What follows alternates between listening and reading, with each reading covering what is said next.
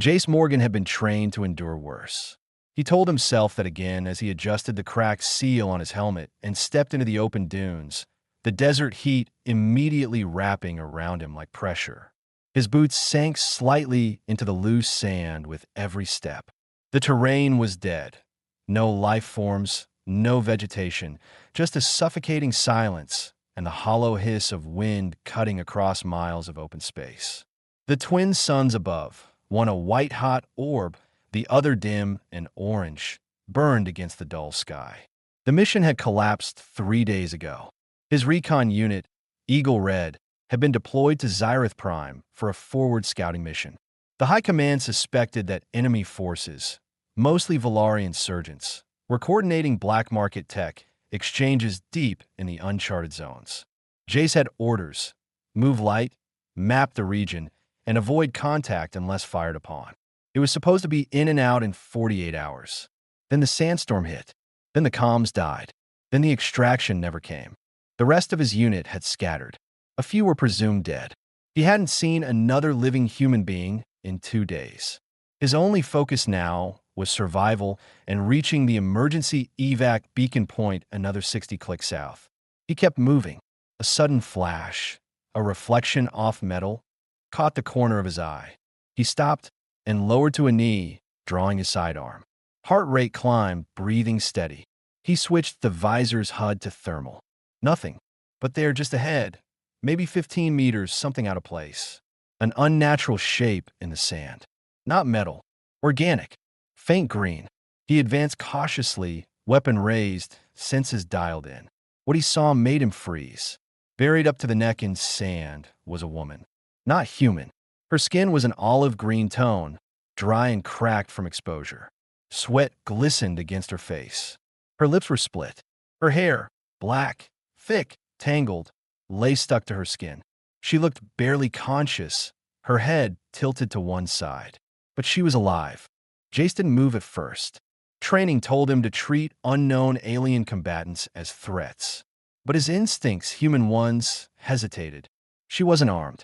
She wasn't hostile. She was dying. His grip on the weapon loosened. He crouched beside her and carefully brushed sand from her shoulders. Her chest rose slowly, breathing, shallow and uneven. He dug faster, using his hands to move sand away from her torso. Her armor was ceremonial, shattered plates and half-melted edges, suggesting close-range energy fire. Beneath it, a thin, dark red garment clung to her body, soaked with sweat and torn in multiple places. Battle damage. Not recent. Days old. Her eyes snapped open. Violet. Focused.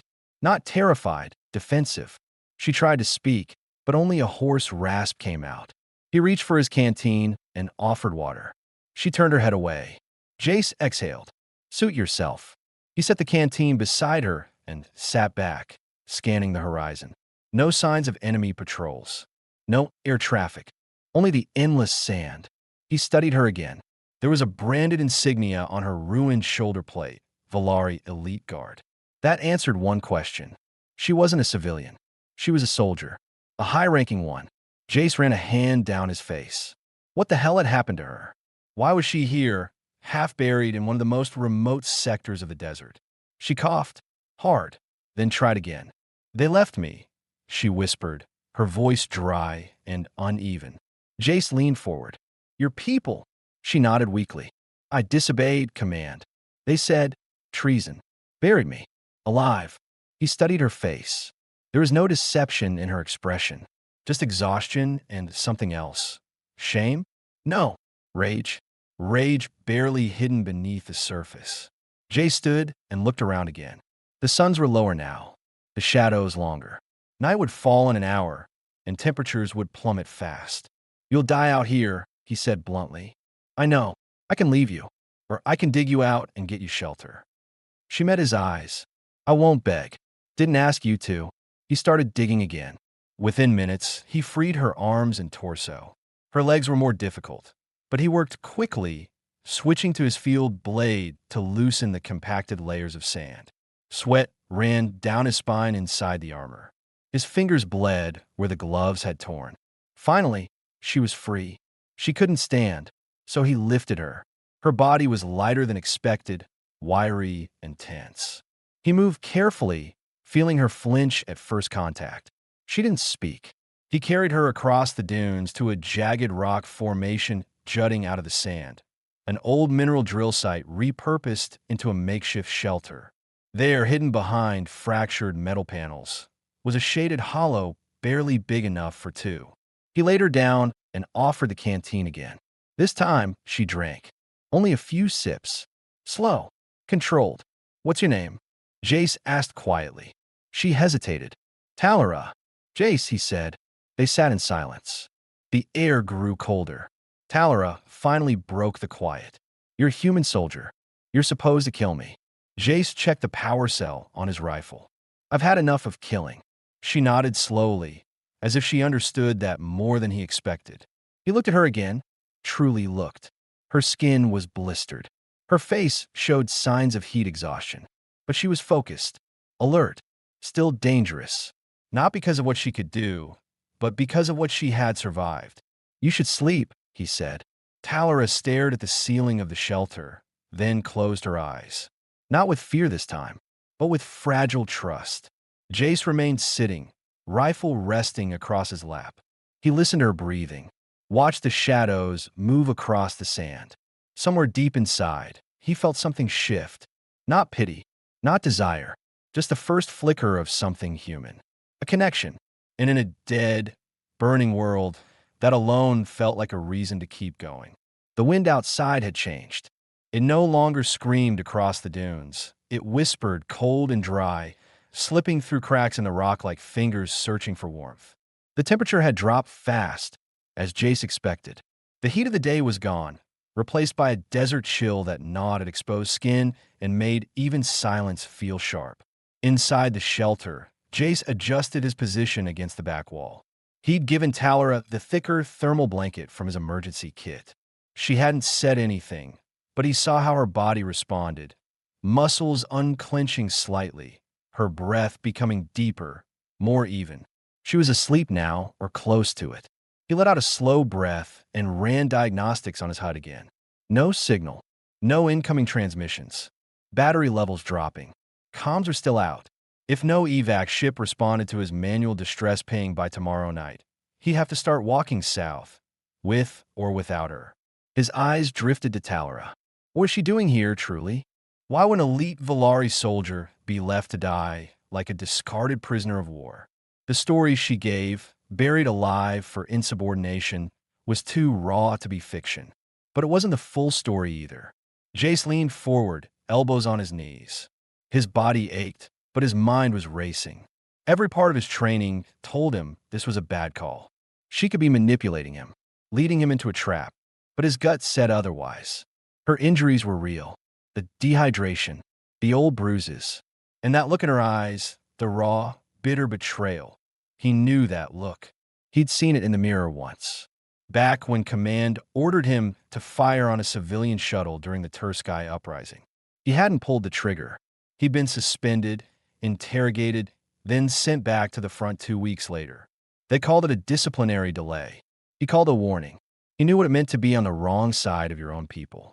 A quiet sound, movement. Jace turned. Talara shifted under the blanket, her eyes open, watching him. Still alert, still defensive. "You stayed," she said, voice hoarse but steady. He nodded once. Didn't see the point of leaving. She sat up slowly, wincing as her body adjusted. "You should've." "You saying you're dangerous?" Jace asked. "I'm saying my people wouldn't have saved you." Jace reached into his pack and handed her a protein bar. She took it cautiously, sniffed it, then bit off a small piece. "You're Valari military," he said, keeping his tone neutral. "High rank. Elite guard." Her eyes narrowed, but she didn't deny it. "Captain. 4th Division. Or, I was." "What happened?" Talara chewed, swallowed, and took another bite before answering. "There was a settlement. Unaligned. No military value. Command ordered an orbital strike." Her voice tightened. "I refused." Jace watched her carefully. "And they buried you for that." She nodded. "They called it battlefield insubordination. Said I endanger morale." She looked away. But the truth is, they needed to make an example. Jace didn't respond right away. The fire of anger was familiar, too familiar. The kind of anger that burns beneath the surface when you realize the war you're fighting has nothing to do with survival and everything to do with control. Was anyone else with you? He asked. Any survivors? 3 of my squad hesitated, she said quietly. One of them got shot by our own enforcer unit. The others stood down, which means you might have enemies tracking you. Towler nodded. If they know I'm alive, yes. Jace's jaw tightened. He rubbed his face with both hands, then looked at her again. Then we moved on. She didn't argue. The silence settled again, but it wasn't hostile this time. Just heavy. Finally, she broke it. You didn't ask why I refused the order. I didn't need to, he replied. That surprised her. He looked at her, not like a soldier sizing up an opponent, but like a man trying to understand another person's pain. I've seen enough in this war. Sometimes the right call doesn't come from a chain of command. Talera studied him for a long moment, then nodded slowly. You're not like the others. Neither are you, Jace said. A flicker of something passed between them. Acknowledgement. Not trust. Not yet, but the start of it. Jace pulled his jacket tighter and leaned back. You sleep. I'll take first watch. I don't sleep much anymore, she said. Get used to it. I'm stubborn. Talera closed her eyes, but this time her breathing remained steady. Outside, the desert held again. But inside that cramped shelter, 2 broken soldiers shared warmth, silence, and the quiet beginning of something they didn't yet understand. Neither of them had planned this, but both knew, by instinct, that the only way out of Zyrith Prime now was together. The first light over Zyrith Prime was colorless, a pale gray haze spreading low across the dunes. It brought no warmth, only visibility. Jay stood outside the shelter, eyes fixed on the distant ridges, rifle resting across his chest. He hadn't slept. He didn't expect to. The cold had kept him sharp, and the weight of the decision ahead did the rest. Inside, Talera was awake. She'd slept maybe 2 hours, enough to bring back a little color to her face, though her movements were still stiff. She didn't ask where they were headed. She understood the situation. Jace had a map. She had instincts. Neither of them had guarantees. They packed quickly and without unnecessary words. The mood between them had shifted, less guarded but not yet safe. Still, the tension from the first night had softened into something different. Mutual awareness. Respect earned under pressure. Jace broke the silence as they began moving southwest toward the signal beacon coordinates. We've got 48 clicks to cover. Minimal cover, no transport. Water rationed. We move steady, rest when needed. Talera nodded. What are the chances anyone's listening to that beacon? Low, Jace admitted, but it's the last one I've got on this grid. And if no one responds, we keep moving. I know where an old refueling outpost is. Sealed, but maybe intact. Talera didn't argue. She fell in a step beside him. They walked for over an hour in silence, the sand crunching beneath their boots, the wind slapping dry grit against exposed skin. Talera's breathing remained even, but Jace noticed her favoring her left leg. She never complained. Eventually, she broke the quiet. You asked if I had enemies tracking me. The answer's yes, but there's more. Jace glanced over. The Valari military doesn't just silence traitors. They erase them. No trials. No records. The squad that buried me, they were under Black Protocol. Disavowed operations. My name's already gone from the logs. Jace frowned. That means if they realize you're still alive, they'll send another team. She nodded. And if they find out I'm moving with a human soldier, they'll come harder. Jace let that settle for a moment, then said simply, we move faster. By midday, the suns had risen higher. The sand was hot again. They found brief shelter under a collapsed comms relay, its metal frame twisted, half swallowed by shifting dunes. They sat in the shade, drinking small sips of water, sharing dried rations in silence. Talera suddenly asked, why were you here? Jace took a breath. He hadn't spoken about the original mission since the crash. Recon sweep. Command suspected off-grid activity, maybe black market trades between Splinter Valari and rogue human deserters. I was leading the scout team. When the storm hit, we lost contact. By the time it cleared, evac never came. Command abandoned you, Talaris said. Not a question. He nodded once. She looked down. Maybe we're not so different. Jace looked at her. You ever think they start wars just to see who follows orders the longest? Talara didn't answer, but her jaw clenched. That was answer enough. They resumed walking as the shadows shortened again. The terrain began to shift. Less sand, more rock and uneven ground. The heat didn't fade, but it was no longer blinding. They moved faster now. Then they heard it. A low-pitched hum, almost mechanical. Both of them dropped low. Jace raised his rifle. Talara reached for the blade, strapped to her calf. The sound was close, coming from behind a ridge. Jace signaled her to wait. He moved first, creeping up the slope and peeking over. 2 Volari drones, scout class, unmanned. Old models, patrolling in a lazy arc. He whispered back, eyes in the sky. Not close enough to spot us, but we can't risk the open. Talara studied the flight path. We cut through the canyon east of here. It's tight, but it'll hide our heat signatures. Jace looked at her with a flicker of surprise. You know this terrain? I trained on it. This was one of our old war test zones. It was the first real tactical information she'd offered. A small signal of trust. They doubled back and cut east, making their way down the rocky slope into the star of the canyon she mentioned. The walls narrowed quickly. It was cooler there, darker, more dangerous if cornered, but also safer from aerial surveillance.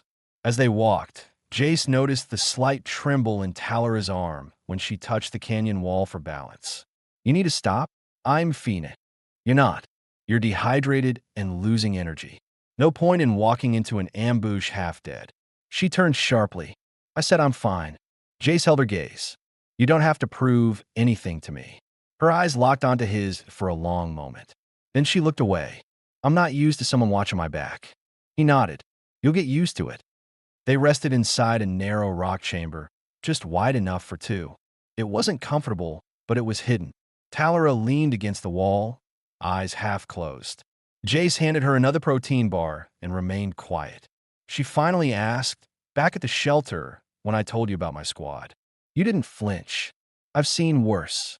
Did you ever have to choose between the mission and your conscience? Jace answered without hesitation.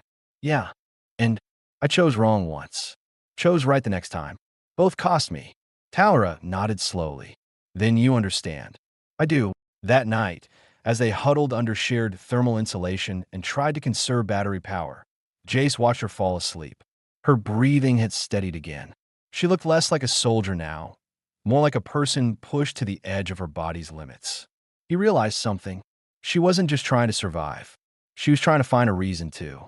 And maybe, just maybe, he was too. Tomorrow, the hardest part of the desert waited. But for now, they were still alive. And they were no longer alone. They moved before dawn, slipping out of the narrow rock chamber just as the first light cracked over the canyon rim. Jace scanned the sky. Clear. No drones. No activity. But that didn't mean it was safe.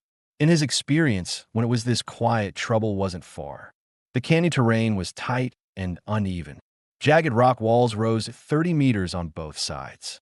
It forced them into single-file formation, Talara up front, leading with confident steps despite her weakened body. She knew this terrain, and she wasn't wasting time. Jace followed close behind, rifle at the ready, keeping pace while monitoring her every move. He watched the way her posture had shifted, less guarded, more focused. She was pushing through the pain now, driven by something deeper than survival. She hadn't said it out loud, but Jace recognized the look. She wanted to reach the end of this journey not just alive, but with her honor intact. After about an hour of climbing and slipping along narrow ledges, Talara suddenly stopped and raised her hand. Jace froze. Ahead, half buried behind a slope of rubble, sat the wreckage of a Volari recon pod. Burn out, its hull split open from internal detonation. Smoke no longer rose from it, but the air still smelled faintly of fuel and scorched carbon. Jace stepped closer. Crash site. Talara crouched beside it, inspecting the damage. Recent. Less than 24 hours. Internal sabotage. Someone inside didn't want this pod to report back. She pulled a charred metal plate off the frame. Inside lay a Volari body, burnt, armored, still holding a sidearm. His insignia marked him as command level. Jace scanned the surrounding cliffs. If someone downed this pod and survived, they could still be nearby. Talara stood up, her expression unreadable. This was Captain Narim. He led the squad that buried me. Jace raised an eyebrow. You sure? She nodded. He was the one who gave the order. I never forgot his voice. Think this was revenge? Possibly. Or maybe someone else didn't agree with what happened to me. They moved past the wreck, more alert now. The walls of the canyon widened slightly up ahead.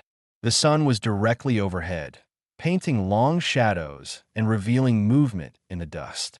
Tower dropped to one knee. Two figures, 20 meters. Human silhouette, one male, one female. Weapons drawn. Jace checked his scope. Not military. Civilian-grade gear. Mercs or deserters, Talara replied. Jace made the call. We approached slow. No sudden moves. As they stepped into view, the two figures raised their rifles. Jace lifted his hands. Hold fire. We're not hostile. The male figure stepped forward, lowering his weapon slightly. You military? Jace responded clearly. Federation recon. Lost unit. Looking for evac. The woman next to him looked at Talara with narrowed eyes. She's Volari. She's not your problem, Jace said sharply. The man hesitated. There's a safe house 10 clicks south, near the dried riverbed. A few of us hold up there, off-grid. If you're not looking to start a fight, you can follow. Jace nodded. We'll stay back. No trouble. They moved on, keeping a healthy distance. As they walked, Talara muttered, That woman wanted to shoot me. She probably lost people in the war, Jace said. She wouldn't be wrong. Jace glanced at her. You regret what you did? I regret what I didn't do sooner. They reached a break in the canyon wall just before nightfall. The sky was fading from orange to deep blue. Jace found a secure overhang and set up camp. Talara sat on the edge of the rock, staring into the twilight, her knees pulled to her chest. He sat next to her, silent for a moment. Back at the wreck, you looked at that body like it meant something. She didn't turn her head. He was the last person who spoke my name with authority. Then he tried to erase me.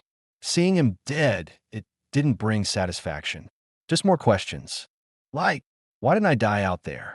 Why didn't I give up? Jace didn't answer right away, then said, maybe because you knew there was something left to do. She looked at him. And what about you? He gave a tired smile. I don't know yet, but I'm still walking. That has to mean something. The quiet between them grew heavier, but not uncomfortable. There was something in it now, something fragile, like a foundation just beginning to take shape. Later that night, as they lay under the stars, side by side, but not touching, Talara broke the silence one last time. I never expected to survive. Jace replied without looking away from the sky. Neither did I. And for the first time since they met, neither of them felt alone. The safe house was less of a structure and more of a relic. An old hydroprocessing station built into the side of a redstone bluff, half buried by sand and time. It sat just beyond the dried riverbed the deserters had mentioned, hidden under the collapsed shell of an old energy conduit. Most of the facility had caved in years ago, but a single steel door still functioned, wedged into the bluff with a makeshift locking system crafted from scrap metal and scavenged parts. Jace raised his hand and knocked once, flat palm, steady rhythm. A narrow viewport slid open.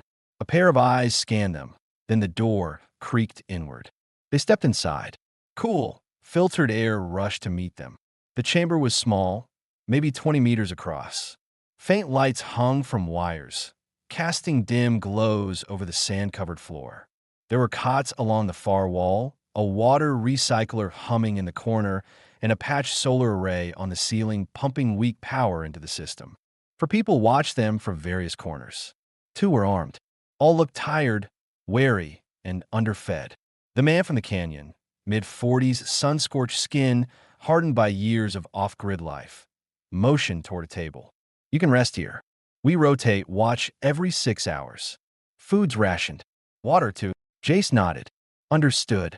But Talara's presence was drawing stares. The woman from earlier still had her rifle across her lap, finger resting near the trigger. Her eyes never left Talara. One of the others finally spoke. "What's a Valari doing traveling with you?" Jace didn't blink. "She's not Valari anymore. That uniform says otherwise. It's the only thing keeping the sun off her skin." No one laughed. The tension remained. Talara stood still, arms crossed. She didn't apologize. She didn't explain herself. The leader glanced between them. "If she tries anything, she won't." Jace cut in firm. A long silence. Then the man relented. "We don't have the luxury of turning away help. Just don't expect trust." Jace nodded. "We don't." They were given a spot near the rear of the chamber. No doors. No privacy. Just 2 cots and enough space to lay out gear. Jace checked his beacon device. Still active, still no response. Power reserve. 18 hours. He sat on the edge of his cot, wiping sand from the inside of his gloves. Talara was on the floor, knees drawn up, back against the wall. She hadn't spoken since they arrived. "You all right?" Jace asked. "I've walked into enemy strongholds with more welcome.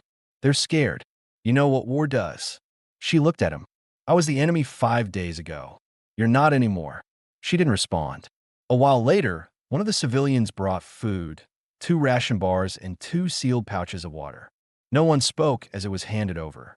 They ate in silence, seated on opposite sides of the cot. The stale protein and rehydrated grains weren't satisfying, but they were calories. Necessary. After eating, Jay stood and walked to the edge of the room, where a dusty console panel flickered weakly. He plugged in his transceiver and sent another burst signal to the Federation emergency frequency. Static. Still no return. He exhaled through his nose and rubbed the back of his neck. He could feel the weight of the situation growing heavier. They couldn't stay here long. Supplies were low, morale lower, and trust between these people and Talara was stretched thin. But moving again meant risk, exposure. And if they left now, they might not get another place to recover. Later that night, Talara approached him while the rest of the safe house slept. The lights were dim. The only sound was the gentle pulse of the recycler. "I heard them talking," she said quietly. "They're planning to leave in 2 days. Head east, try to cross into the abandoned mining belt." Jace glanced at her. "That's a death run. They think it's safer than staying put." He studied her expression. She wasn't angry, but concerned. That was new. "You care what happens to them?" he asked. "I don't want them to die for a mistake they don't understand." Jace nodded. "You think he'll let us go with them?" "No, not together." He thought for a moment. "Then we split." Her brow furrowed. "You mean leave them and head for the outpost?" "It's our best shot. If we keep moving west, we might intercept a recon drone or hit the relay tower on the ridge." She hesitated. "They won't survive out there." Jace looked her in the eye. "We can't carry them." A long silence.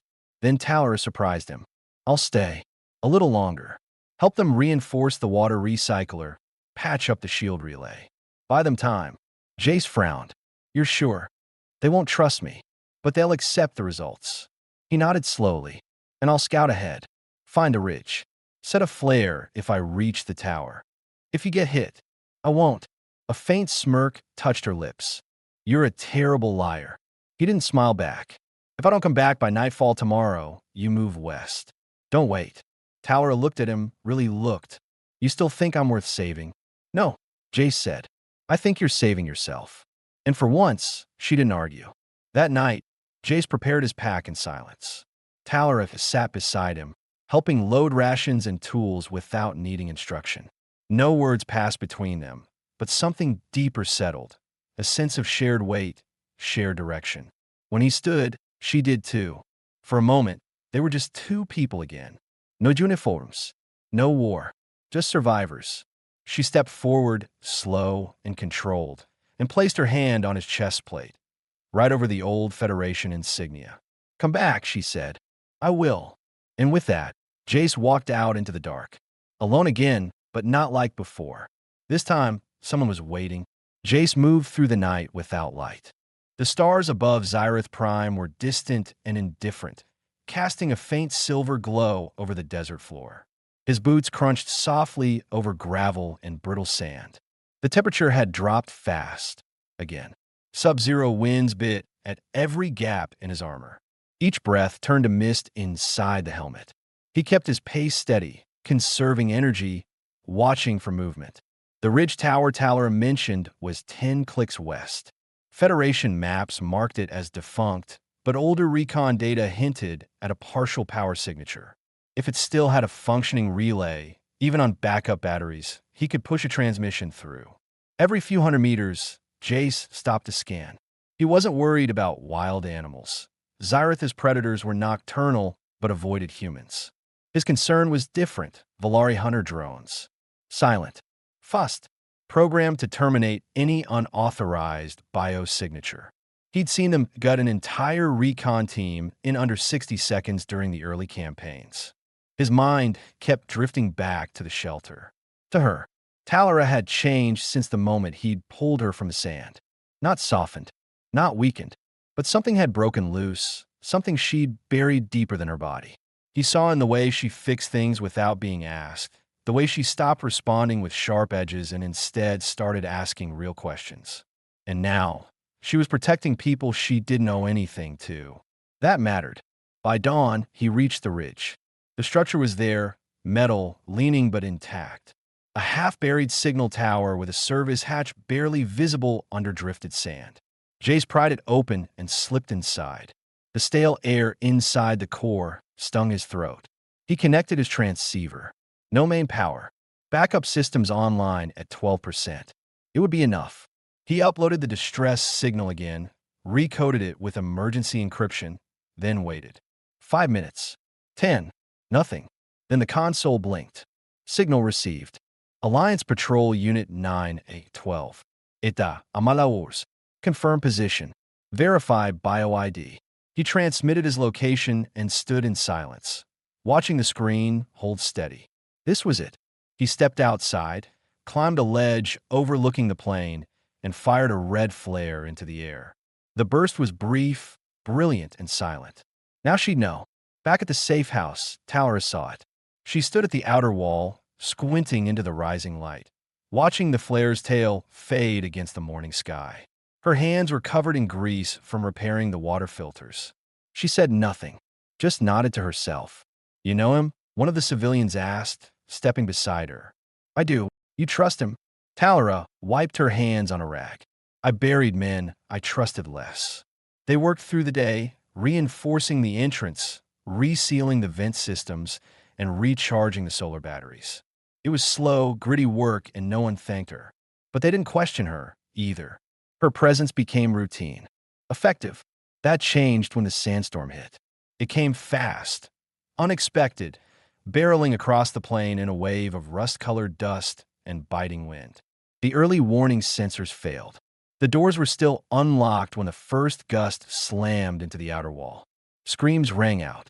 A storage unit collapsed. Sand poured in through the open hatch, and Talora moved. She crossed the chamber, jammed her body into the door frame, and forced it shut. One hand braced against the internal lever, the other gripping a fractured bolt to reinforce the hinge. The wind howled. Her muscles trembled. The metal groaned under the pressure. The civilians pulled debris away from the vents and reinforced the walls. One of them, a boy, barely 18, froze under a fallen beam. His leg was pinned. Another gust cracked the secondary seal. Talora pushed herself off the door and crossed the chamber in seconds. She heaved the beam off the boy and dragged him to safety. Then she turned and shouted over the wind, "Seal the vents." Now, they moved. Within minutes, the worst passed. The shelter held. Inside, dust settled. Breathing slowed. Silence returned. The woman who had once threatened to shoot Talora now looked at her with something else, something closer to respect. You didn't have to do that." Talora sat against the wall, chest rising and falling, arms streaked with dirt and blood. Didn't plan to die here either. Back at the ridge, Jace waited until the patrol ship arrived. Federation insignia. Real troops. Real evac. The squad leader, a tall, clean-shaven lieutenant, stepped out. "Sergeant Morgan?" Jace nodded. "I need one pickup. 10 clicks east. Civilian shelter. 7 inside. And you? I'll meet you there." The lieutenant frowned. "You're not coming with us?" Jace glanced out toward the horizon. I left something behind. He didn't wait for a response. He turned and began to walk back. The heat returned with the afternoon sun, not as sharp as the day before, but enough to sting Jace's face as he moved fast across the open plain. His helmet visor was cracked, but he didn't bother replacing it. Every step kicked up dust. Every breath tasted like metal. He wasn't wasting time. The evac patrol would arrive at the shelter in less than an hour. If he didn't get there first, they might pull the civilians and leave her behind. Talara had made her choice. She'd stayed behind for people who didn't trust her, for a war that no longer needed her, for a boy too young to have ever held a rifle. That told Jace everything. When the shelter finally came into view, his chest tightened. The entrance had been patched with reinforced metal. Sand was still banked up against the east side. The defensive plating had held. There were signs of a recent storm, scorch marks, dust-streaked surfaces, and a pile of salvaged equipment by the door. He stepped closer, hand raised. The door opened, and there she was. She looked different, not because of the dust on her skin or the exhaustion in her eyes, but because something in her posture had changed. Her guard was gone. Her chin was still high, her shoulders back, but her expression softened the moment she saw him. "You came back," she said. Jace nodded. "Told you I would." The others stood nearby, watching silently. No one moved to stop him. The man who had once warned him not to trust her now stepped aside, clearing a path. Talara didn't speak. She just stepped forward, stopped in front of him. "How bad was it?" he asked. "Storm hit hard. We sealed the vents. One injury. Nothing critical." He looked around, then back to her. "You held them together." She shrugged lightly. "It needed to be done." Jace took a slow breath. "Evacs inbound. They'll be here in minutes. Clean transport. They'll take everyone." She didn't react. "You should come." Talara looked past him, toward the sun-bleached horizon, then back to him. "I don't know where I belong anymore." Jace answered immediately. "With people who saw you bleed for them." She narrowed her eyes. "Even if some of them still hate me, they'll get over it," Jace said. "Or they won't. Either way, you already made your stand." The low hum of engines echoed across the valley. They both turned. In the distance, a sleek Federation dropship broke over the ridge. Dark gray hull, wings extended, descent thrusters flaring as it slowed and angled toward the shelter. The boy Talara had saved stepped beside her, holding her arm lightly. "You're coming with us, right?" She looked down at him. Her voice caught in her throat. "I am now." The ship touched down in a controlled burst of dust. The side hatch opened. A field officer stepped out, waved them aboard. One by one, the civilians entered. Talara hesitated, then turned to Jace. "I don't know what happens after this." Jace met her gaze. "Neither do I." A moment passed. Then he held out his hand. "No orders. No uniform. Just a man asking you not to walk alone anymore." She looked at his hand, took it, and together they boarded the ship. Inside, the air was cold. The seats were hard. The lighting was sterile. But for the first time in weeks, they were safe. Clean. Accounted for. As the hatch sealed and the engines lifted them off the scorched surface of Zyrith Prime, Talara leaned her head back against the bulkhead. Jace sat beside her, silent, shoulders relaxed. It didn't need to speak. Their story didn't end with a kiss. It didn't need a declaration. It ended with a choice, a quiet, final decision made under the weight of shared survival and undeniable change.